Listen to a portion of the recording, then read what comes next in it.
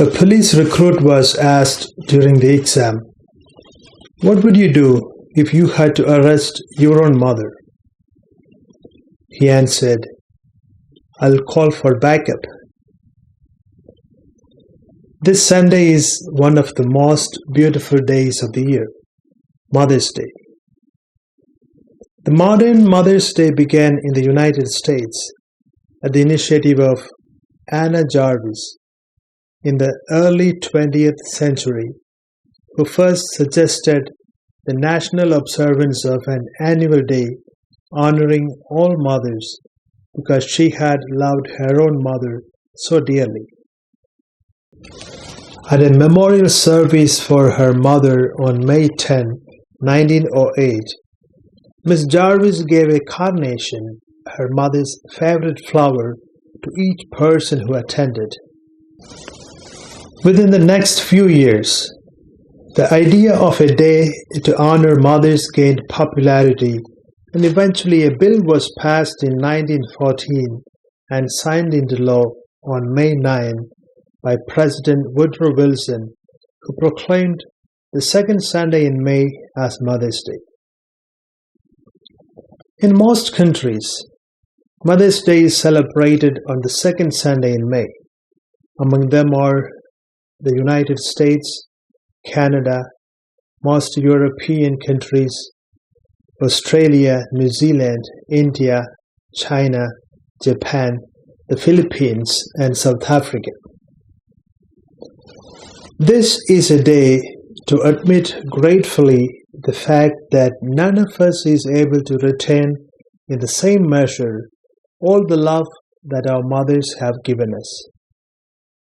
Our mothers not only gave us birth, but nursed us, nurtured us, trained us in their religious beliefs and practices, taught us good manners and ideal behavior, disciplined us as best as they could, and made us what we are today. Just think about most of the housewives who spend their lifetime in a kind of lockdown that we are in now. They sacrificed their comforts and best part of their life for us so that we be in our best all the time. I do not believe that anything has ever been said or will be said that is eloquent enough or expressive enough to articulate the true value of a mother. These are lifetime tasks, neither of which can be confined to the few minutes we spend talking about them or giving them flowers and gifts on Mother's Day. Our love and gratitude for our mothers should reflect the way we treat them, especially when they are single, aged, sick, and lonely. Motherhood is a special gift from God. Motherhood is a very high calling. What relationship can ever replace the love of a mother and a grandmother? It is essential for women to realize that the love, guidance, and influence they provide to their children are distinct and priceless. There is no doubt that motherhood is a very high calling. But to whom can mothers look as the real model of motherhood? All mothers who wish to be true to their high calling need only to look to the woman who became the greatest mother of all, Mary, the mother of Jesus, our Blessed Mother, the true model of motherhood. We are so joyful to be in the month of May, Mary's month. Let us show our love and appreciation for both of our mothers, and let us ask our Heavenly Mother to take care of our earthly mothers. All mothers need to find in Mary, our Blessed Mother, the faith, hope, love, and fortitude to stand firm at the foot of the cross.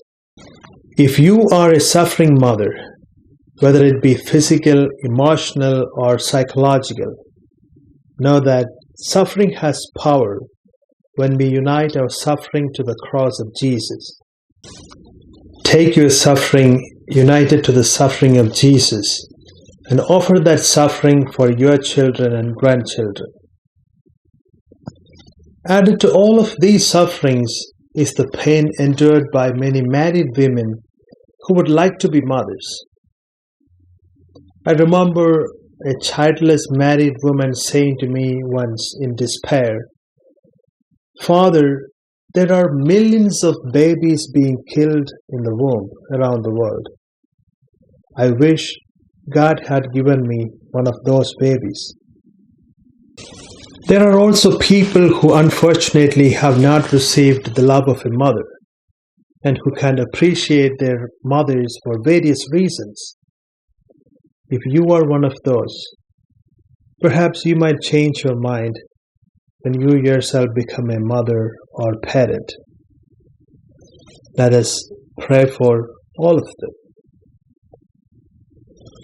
Dear mothers, grandmothers, great-grandmothers, stepmothers, foster mothers, spiritual mothers, we owe you a lot. We are grateful for all that you are to us. We love you.